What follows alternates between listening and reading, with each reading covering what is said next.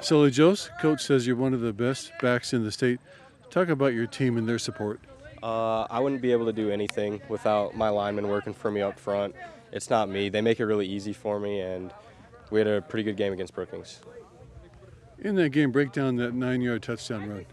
I had a great kick-out block by Miles, and there was a big hole, and I just ran through it and scored a touchdown. Had a little spin move, which was nice. But, yeah, no, it was a pretty easy run. My lineman made it easy for me. And Sully, how about that interception in the end zone? What were you looking for on that play? Honestly, I just didn't want to get, like, a 6'4" guy behind me. I didn't want to let him get it, so I just made sure to jump up and get the ball and then get on the ground. You ever get nervous before a game? Oh, I always get nervous. It's gotten better with more experience, but yeah, I still get nervous to perform for my teammates. And what are you looking for at Douglas this Friday? Honestly, I just hope we can execute better than we did last week. We did pretty good last week, but there's still stuff to clean up, so I just hope we can clean that stuff up. All right, best wishes. Thank you. Jaxon Cano, what an exciting game against Brookings. How'd it feel to beat them, and especially with your first start at quarterback? It felt great. I still have a few things to learn from the game, and I made a few mistakes, but other than that, I would say it went well. Our O-line did a great job for me and Sully, and then we made good plays when we needed them, and yeah. You've got a great arm, but you're not afraid to run the ball. Talk about post-snap reads, and is running always an option? Yes, running is always an option. Post-snap reads, I look at corners, and then I go to the safeties, see what coverage they're in, and what the linebackers are doing, and then I see, based on our routes, what is probably there, and if a hole opens up and the linebackers and safeties and corners are way off, then I'll take off and run. You were 12 of 18 passing. Talk a little bit more about your protection and your receivers. My receivers are really good. They can catch the ball. They're very athletic. And my protection, I have 100% faith in all of my linemen, like twos, ones, whoever comes in. I have faith in them to block for me, and I will never blame a sack on them. All right, good luck at Douglas. All right, thank you. Coach, congrats on your win over Brookings. Your overall thoughts on the game? Well, obviously a big win for us against an East River team. We really talk about, with our program, that's really how we measure ourselves, is how we stack up and compete against East River. And what happened last year was really an embarrassment to us because we had prepped for that game and just didn't come out and execute anything. So that was kind of really been on our mind the last couple of weeks, is that we just wanted to show that we were a better team than we were last year.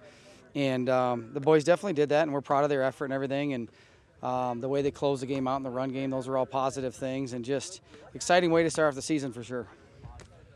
You talk about being intentional in practice. What did you see in your team's intensity leading up to that game? Well, just bought in, and around here we talk about it's okay to dream big and have lofty goals. We don't have to shy away from that like sometimes I felt like we have in the past, because we are Sturgis. But knowing that we put in the work too, and we do have the players with the talent and the capability to go out there and execute on Friday night, and just buying in, supporting each other and leading each other, and just trying to take it to the next level with our program, that when we line up Friday nights, we expect to compete with anybody we line up against. A close game is a nail-biter for the fans. What's it like on the sidelines, Coach? Well, you're trying not to check the scoreboard too much or how much time's left. Try to focus on coaching out there and just kind of stay relaxed. And, last 2 minutes was we need to be smoother in those operations, with Sully going out of bounds with the first down there. And us taking a knee and giving them 2 seconds back. That's something as a coaching staff we looked at the math and what needs to change for that, so we can finish the game out the right way and not give the ball back with 2 seconds, because I think that's what made everybody nervous. Started the game with a new quarterback this year. Talk about your playmakers. Well, Jaxon did great, and it was nice to see him execute not only in the pass game and be decisive on his throws, but also in the run game. Making defenses not only have to pay attention to Sully, but now they got to pay attention to our quarterback, because he's an athlete too. And when you look at why Jaxon was our starter, with the simple fact that he's got all this varsity experience in other sports and in track and field, that showed up and was very important to him competing and not being too big for him his first game. And what do you know about Douglas? Douglas is a rebuilding program right now. They played very tough against Mitchell. You can see it on film. They get to the football early on there.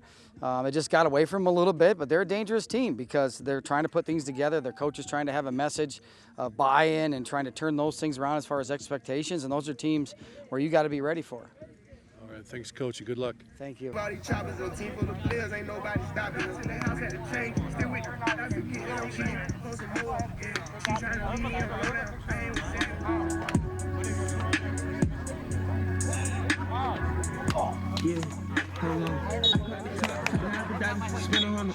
Hit like a party, I ain't going on. Take by sticks, I feel better. I should look in the 18. I'm passing that, potting them, shutting them, stepping on their necks. You really help. In the road, 2024, and I'm still winning.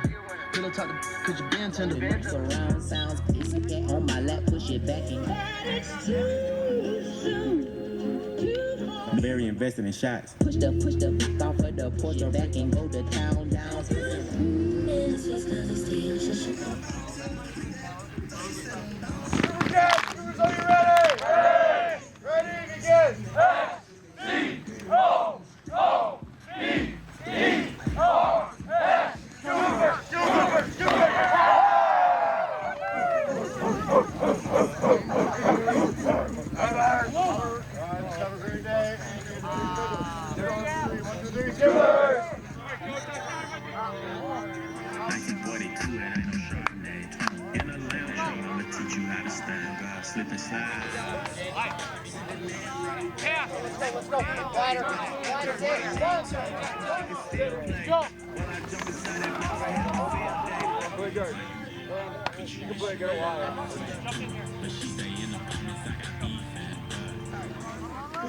What the fuck you talking about?